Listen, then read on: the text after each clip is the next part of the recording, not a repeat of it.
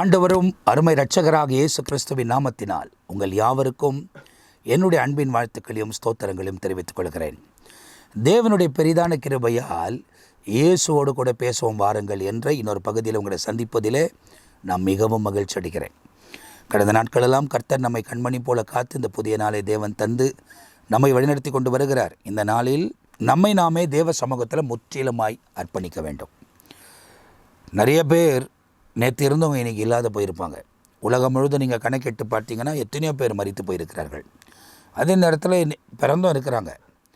ஆனாலும் ஆண்டவர் நமக்கு ஜீவனை தந்து இந்த நாளை கொடுத்துருக்கிறார். எனவே இந்த நாள் நமக்கு கொடுக்கப்பட்டிருக்கிறபடி அந்த நாளிலே நம்மை நாமே தேவ சமூகத்தில் அர்ப்பணிக்க வேண்டும். உச்சந்தலையிலிருந்து உள்ளங்கால் வரை கர்த்தர் நம்மை பொறுப்பெடுத்து நம்மை பாதுகாத்து நடத்த வேண்டும். நீங்கள் தேவனுடைய பாதுகாப்பு இல்லாமல் உலகத்தில் நம்மால் வாழ முடியாது. ஏன்னா உலகம் தீமையினால் நிரம்பி இருக்கிறது, இருளால் சொல்லப்பட்டிருக்கிறது. சாத்தான் ஒவ்வொரு நாளும் போராடி கொண்டே இருக்கிறான். அதனால் அந்த போராட்டத்தெல்லாம் மீண்டு நம்ம தேவனோடு கூட நடக்க வேண்டுமானால் கர்த்தருக்கேற்ற வழிகளை நாம் பின்பற்ற வேண்டும்.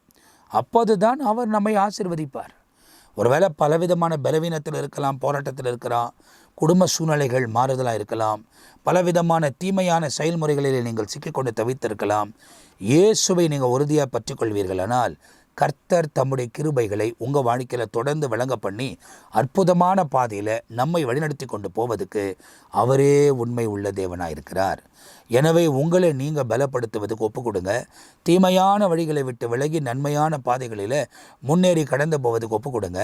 சாத்தானின் சகல கிரியைகளுக்கும் தந்திரங்களுக்கும் விலகி காத்து அற்புதமான விதத்தில் தொடர்ந்து முன்னேறி கடந்து போவீர்களானால் நிச்சயமாய் தேவன் பலப்படுத்தி பாதுகாப்பதுக்கு அவரே உண்மை உள்ள தேவனாக இருக்கிறார். ஸோ இந்த நாளிலும் நீதிமொழிகளிலிருந்து ஒரு வசனத்தை நம்ம வாசிக்க கேட்க போகிறோம். 13ஆம் அதிகாரம் 21ஆம் வசனத்தை வாசிக்க கேட்கலாமா?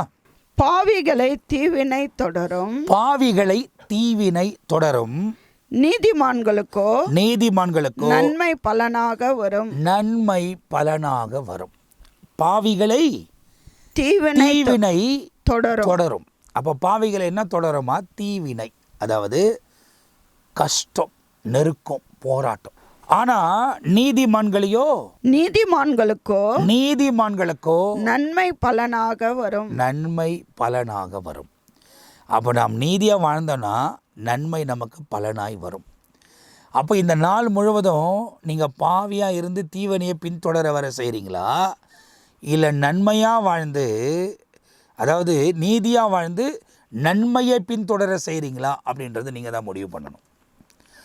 உங்களுக்காக நான் வாழ முடியாது, எனக்காக நீங்கள் வாழ முடியாது. எனக்காக தான் நான் வாழ்ந்து ஆகணும். இன்றைக்கி என் வாழ்க்கையில் தேவன் நன்மை செய்யணும்னா நான் நீதியாக நடக்கணும், நான் முன்னேறி கடந்து போகணும். எனக்கும் பலவிதமான உலக இச்சைகள் வீசப்பட்டு இருக்கிறது, பலவிதமான போராட்டங்கள் என்னை சூழ்ந்திருக்கிறது. உங்களை போலவே நான் போராட்டம் உள்ள மனிதன். ஆனால் கர்த்தர் என்னை பலப்படுத்தி இவ்வளோ தூரம் நடத்தி கொண்டு வருகிறார். அவரே தொடர்ச்சியாய் வழிநடத்துவதற்கு உண்மை உள்ள தேவனாக இருக்கிறார். நீங்கள் தேவனை உறுதியாய் பற்றி கொள்ளும் போது ஆண்டவர் தம்முடைய பிரசன்னங்களை உங்கள் வாழ்க்கையில் விளங்க பண்ணி தொடர்ந்து முன்னேறி கடந்து போவதற்கு தேவன் உதவி செய்ய அவரே உண்மை உள்ள தேவனாக இருக்கிறார். காரணம், நாம் ஆராதிக்கிற தேவன் பொய் சொல்லுகிறவர் அல்ல, மனம் மாறுகிறவர் அல்ல.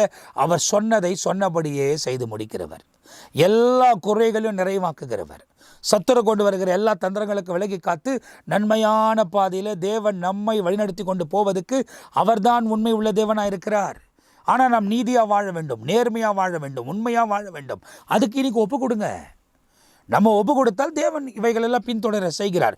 காரணம், அந்த வசனம் என்ன சொல்லுகிறது? பாவிகளை தீவினை தொடரும், நீதிமான்களையோ நன்மை பலனாக வரும். நீதிமான்களுக்கோ நன்மை பலனாய் வரும். அப்போ இந்த நன்மை பலனாக நீங்கள் வர வைக்க வேண்டுமானால் இந்த உலகத்தில் இன்றைக்கி நீதியாக வாழணும், இன்றைக்கி நேர்மையாக வாழணும், இன்றைக்கி உண்மையாக வாழணும். தவறான செயல்முறைகளுக்கு போகக்கூடாது, மொபைலில் தவறான காரியங்களை பார்க்கக்கூடாது, தவறான விஷயங்களுக்கு செவி கொடுக்கக்கூடாது, தவறான ரகசிய தொடர்புகளில் போய் அகப்படக்கூடாது. ஏன்னா இன்றைக்கி உலகமே அப்படிப்பட்ட சூழ்நிலையில் போய் கொண்டு இருக்குது. நான் நிறைய காரியத்தை பார்த்து கொண்டே வரேன்.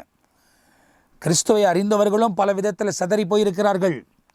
எச்சரிக்கை, பரலோகத்தில் இருக்கிற தேவன் 24 மணி நேரமும் பார்த்து கொண்டே இருக்கிறார்.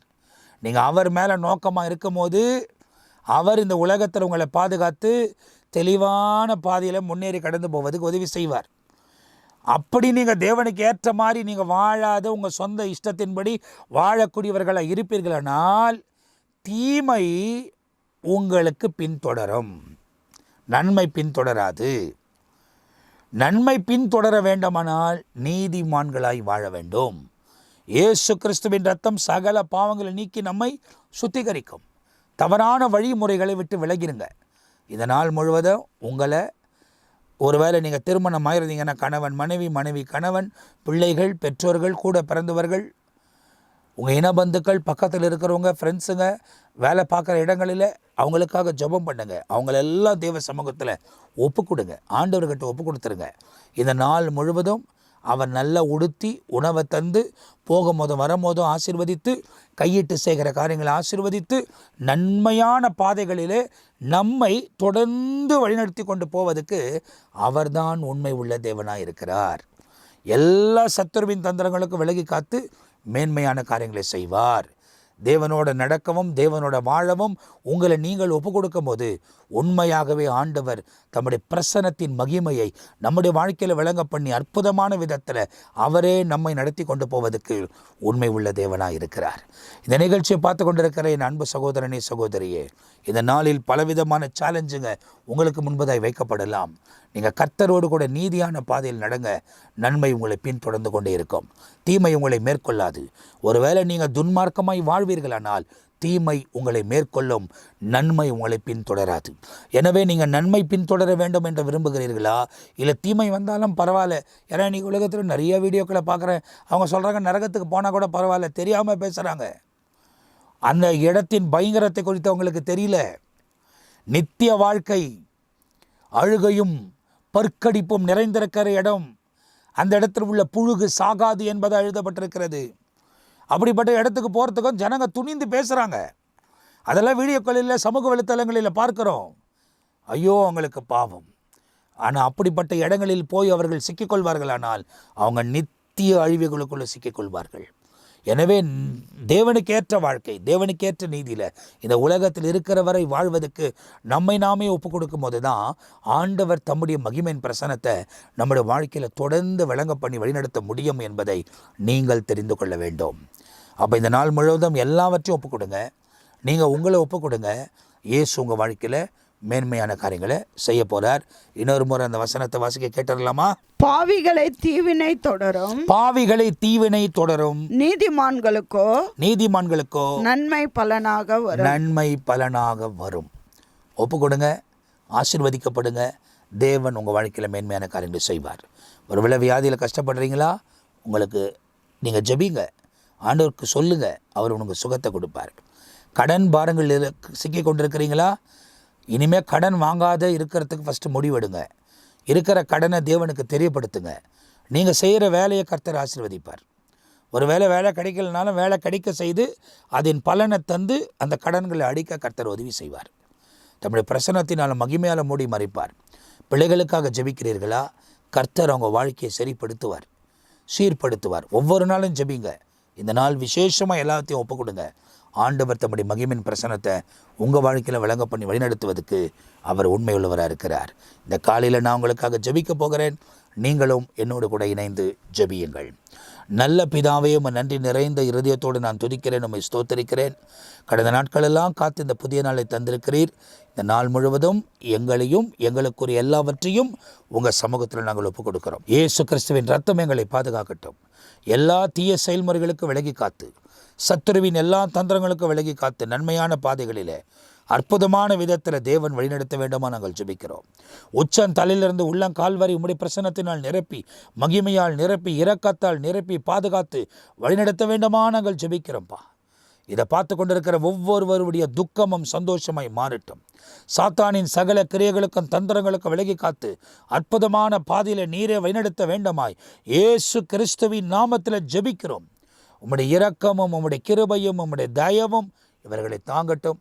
பரிசுத்த ஆவியானவர் கூடவே இருந்து மேன்மையான காரியங்களை செய்யுங்க. பிசாசின் எல்லா கிரியைகளுக்கும் விலகி காத்து நன்மையான பாதையில் நடத்துங்க. உங்கள் மகிமை வெளிப்படட்டும். அவங்க வியாதிகள் இயேசுவின் நாமத்தில் நீங்கட்டும். போராட்டங்கள் இயேசுவின் நாமத்தில் விலகட்டும். சமாதானம் குறைவு இருக்கிற இடங்களில் சமாதானம் இயேசுவின் நாமத்தில் உம்முடைய சமாதானம் நிறைவாய் உண்டாகட்டும். உடைய மகிமையின் பிரசனம் இவர்களை சூழ்ந்து கொள்வதாக. இந்த நாள் போக்கையும் வருக்கையும் ஆசீர்வதியும்பா. கையிட்டு சேகர காரியங்களை ஆசீர்வதிங்கப்பா. ஆரோக்கியமாய் வாழ்ந்து பாதுகாப்போடு கூட வாழ இரக்கம் தாங்க. எல்லா துர்செய்திகளுக்கும் விலகி காத்துக்கொள்ளுங்க. கிருபையின் கரத்துக்குள் ஒப்பு கொடுக்குறோம், வழி நடத்துங்க. உங்கள் நாம மகிமைப்படட்டும். எல்லா துதி கன மகிமை உமக்கே செலுத்துகிறோம். இயேசுவின் நாமத்தில் ஜெபிக்கிறோம் ஜீவனுள்ள நல்ல பிதாவே. ஆமேன், ஆமேன். பிரியமானவர்களே, இந்த காலையில் இந்த நிகழ்ச்சி உங்களுக்கு ஆசீர்வாதமாக இருந்திருக்கும் என்று நான் நம்புகிறேன்.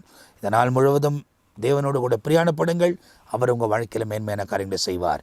அடுத்த பகுதியில் சந்திக்கிற வரை நான் தற்போது உங்கள்கிட்ட விடை பெறுகிறேன். கர்த்தர் உங்களை ஆசீர்வதிப்பாராக. ஆமேன், ஆமேன்.